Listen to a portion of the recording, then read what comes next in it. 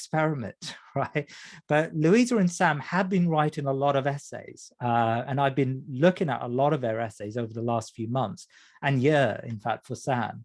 So I don't know, Louisa, can I get you to start off? I mean, we've been working on essays since January. You tell me, how valuable is essay writing in your revision schedule? Yeah, so for me, I'd say it's very important. It's actually all I do for politics at the moment. At the start of year 12, I think probably until Christmas, I didn't write essays before the exam. And you could definitely tell from my grades just because the knowledge wasn't consolidated beforehand. And then around Christmas time, I paired up with a friend and we planned the essays together, speaking them out loud and discussing them, which also kind of helped consolidate the knowledge. And then we'd actually write the essays and swap them. And that really worked for me because it helped me not only remember it, but also apply it. I feel like at school, I learned quite a bit of extra content that I didn't need in essays. So it helped focus my revision onto the exact points that I needed for the exam. And yeah, so I thought notes and textbooks are really good for planning the actual essay, but it just didn't do it for me because I needed to apply the facts I learned in the textbook.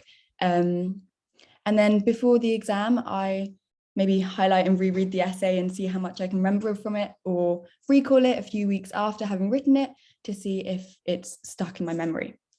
So you write a number of versions of a single essay. Is that right, Louisa? Yeah, so normally I write one essay with notes and from the textbook and with the plan next to me. And then a few weeks later, I'll recall it and I'll add it in another color pen, the bits I didn't remember. So I'll compare it to the original essay and see where the differences are. Yeah, that's a brilliant exercise. So you write it, with the aid of notes and a plan initially, and so you're looking at your textbook, you're reading over your notes as you write your essay, and then in a couple of weeks or in a few days' time, depending on how much time you have, you rewrite the essay through memory, and then you, as you said, you fill in the gaps. So that's a good form of recall. That's a brilliant.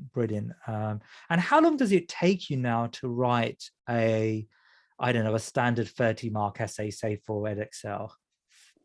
I'll normally set about an hour timer and I'll try to get the plan and the essay done in that time. Fantastic. And if I don't get it done in that time, I won't stop. I'll just give myself more time, but the time pressure does help. Yeah. That's good. So you don't give yourself an unlimited amount of time. You say to yourself, right, I'm going to spend an hour and I'm going to focus on this essay, and that's what I'm going to get done in this hour. Yeah. Okay, that's good. And before you get to revision, so before you sit down at your table and start your essay writing, do you have in your mind, have you scheduled in an essay that you would like to write? At what stage do you know you're going to be writing an essay?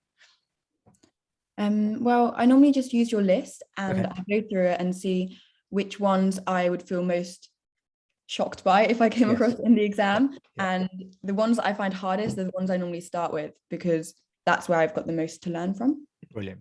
That's a really good idea. So you start with the challenging questions first, and then you work your way through the list. Fantastic, Louisa. I think that's really helpful. I may come back to you, Louisa. But Sam, what's your take on essay writing? So when I started properly revising at the end of year 12, just before our first round of mocks, I was like a B grade student, maybe even a C grade student. And then in my last round of mocks, I got an A star. And I think really the only major difference, I haven't ever done anything other than essay writing, to be honest. And I think that is the most efficient way to learn. And I think efficiency is the main part about it because I'm quite a lazy person. And I think even with the low and medium intensity, I think if you did it enough, you probably could get the same results as the kind of higher intensity essay writing stuff. But it would take hours, significantly longer than it does just to write an essay or two, which in the grand scheme of things is less than 2 hours. If you write 2 essays a day, that's less than 2 hours of work a day. So I find it probably the most useful way to revise in that. Yeah, significantly more than writing notes or anything. What do you, there was a question asked earlier on, so my apologies, I can't remember who asked the question. It was Amy, I think it was. How do you respond to that question? If I don't have enough knowledge, how can I focus on an essay? I find that I mostly write essays after I have seen them being planned by you. That's probably the primary way I do it. I'll go through one of the revision seminars you have done on the most likely questions, which I think even the ones that are passed now, you can still go and get. So there's the essay plans and stuff for those. And I'll go through those and then I'll write them, because you're kind of consolidating knowledge that you're only really looking at otherwise if you just look at the plans or watch the videos. And then if I'm writing a question directly from scratch, I either just record the knowledge, or if I really need to, I can stop writing an essay and I'll go through kind of content that I'm missing. But I try not to personally, I try not to do spend 15-20 minutes planning an essay before you write it, because I feel like then you're just doing the same thing as writing notes, but you're getting a lot of information that you don't really need. Whereas if you write similar essays enough times, you kind of get the knowledge you actually need on the paper enough times that you remember it when you write the actual exam. Because essentially that's what you're doing when you're writing practice papers, is you're writing a question that might come up. So that's good. Luisa, how would you address Amy's question? Is it similar to Sam, or what's your thinking about that? I hate to disagree, but I actually think doing a detailed plan is really important for me. I think I spend a lot of time planning it, and I will do a lot of research to make sure that I've got everything that I need in my plan. And then writing is so much quicker. If I start writing from scratch, I'll be sitting there thinking for a really long time. But if I've spent 20 minutes on a plan, I can easily write the essay typed up in half an hour. So I'll take an essay question which I don't specifically know the content for, and I'll use my textbook and I'll use Google and I'll learn the content while writing the essay. Right, so that's interesting, because Sam and you, and in a way, you're not that different, but Sam would prefer to just put pen to paper, start writing, but research proportionate to a paragraph. So you're researching paragraph by paragraph. I get from what you've said there, Luisa, you would like to have at least some base information first, but you're not going to spend too long on it, 20 minutes, get some, like a skeleton, and then you develop that as you write your essay and your research. Is that a fair assumption of, fair explanation, I suppose, of your two positions? Yeah, I think both work. I think both, at the end of the day, you're not spending, here's the thing, you're not spending a great amount of time before you get to essay writing. So some students, they spend a day, 2 days, 3 days before they write a single essay. What about, Sam, actually, here's another question, which I'm sure a lot of students have, and my students often ask me this question. But what if you can't write a fantastic essay? Like, imagine you go do this exercise. You follow Luisa's method, you put a plan together, your method, you're writing an essay. And at the end of it, you think, this essay isn't that great. Isn't that a bit disheartening? Doesn't that show that this is not for everyone? Yeah, well, I think there's a distinction to be made. I think the difference is you hear practice makes perfect quite a lot, and I don't think that's necessarily true. I think really practice kind of creates repetition and it makes things more solid in your mind. So if you're writing essays over and over again and you feel like you're not making any gains, it's probably because after you finish writing the essay, you haven't really tried to reflect on what's wrong with it and kind of what can be improved with it, and any differences that can be made in the future to improve the essays. And if you just keep writing like that, you're going to keep turning out similar quality essays, I feel. I think probably trying to get them marked either by a friend or a teacher, or through tutoring, whatever. I got mine through tutoring, just so you can hang on. Oh, hi, I'm just getting you. Sorry, my mum's just come in. That's all right. Yeah, so I think probably that's the most efficient way is to get it marked afterwards if you feel like you're still performing kind of below where you want to be. And even then, just writing it a lot, I feel like does improve it eventually. So yeah. Luisa, you seem like you want to come in. Yeah, I know from my school, at least, my teachers don't have a lot of time to mark, or they don't really know how to mark. So I think finding example essays is really important. Find someone who's slightly better than you in essay writing so you can contribute to each other's, or use your website. So I use your website quite often. I will steal phrases that I find really interesting. I'll steal points and I'll just use them into my own writing. I've kind of got like a document of phrases that I think level my writing up, like evaluative phrases, and I'll just try to slot them in as often as I can. How do you get away? So you're not aiming, I mean, you're aiming for a good essay, of course, you know, when you're writing it, but you're not aiming for perfection. You're trying to your best to find a good answer. And as you said, once you've written your answer, you're then looking at other other essays, or you're speaking to your friends and trying to find better ways to phrase things and better ways to put things together. Is that a fair, you know, is that how you would receive? Because I think that's the problem. A lot of students, we aim for perfection when we write. And so that's in itself makes us not want to write, because we don't think we can ever reach perfection. That's got a profound point I've just made there, I think, on all sorts of levels. But yeah, okay. I have got some questions here. I know, guys, I've taken too much of your time up, by the way, Louisa and Sam. I know I said to you that it would be much shorter. So if you need to go, please do go. But I've got a question here from yeah, okay, Joss, in a way, I think Joss's question has been answered. I've been revising by writing essays while still using the textbook. So in effect, you've answered that. You've said, of course, a textbook is a resource you use when you write essays. So that's been answered, I'm sure. Anna, how do I mark the essay on my own?